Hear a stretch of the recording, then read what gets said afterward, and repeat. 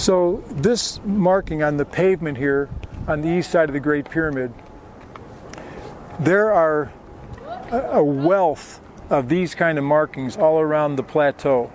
John Romer, the Egyptologist, says that there is a life-size blueprint of the Great Pyramid on this east side, a life-size blueprint, and I've meant to check him out on that with some of his points. I haven't done that yet. So some of the marks that are on the east side here are meant to be a blueprint to keep the Great Pyramid to go up without becoming a corkscrew, to keep it straight.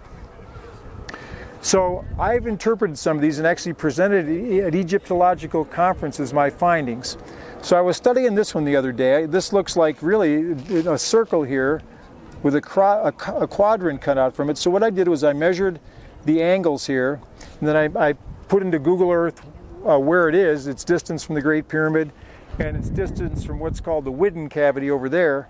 So I know where this is, so I can take it back to the house to, then find where it's pointing, because it's my contention that that will point to somewhere meaningful right there, and probably this line will too. And I've done this enough times, that sounds silly or crazy to you, I've done this enough times to know it probably will.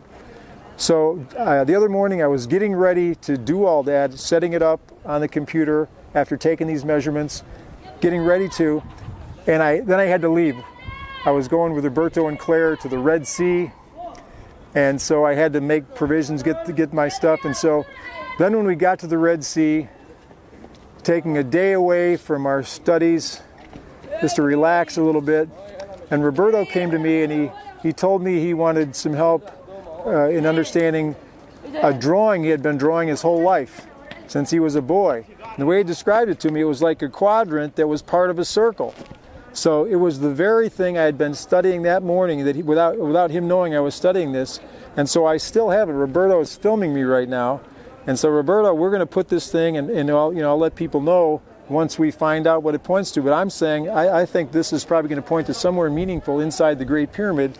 And this is going to point who knows where. We'll line it up and see if it points to a pyramid or where it goes. So the mysteries of Egypt.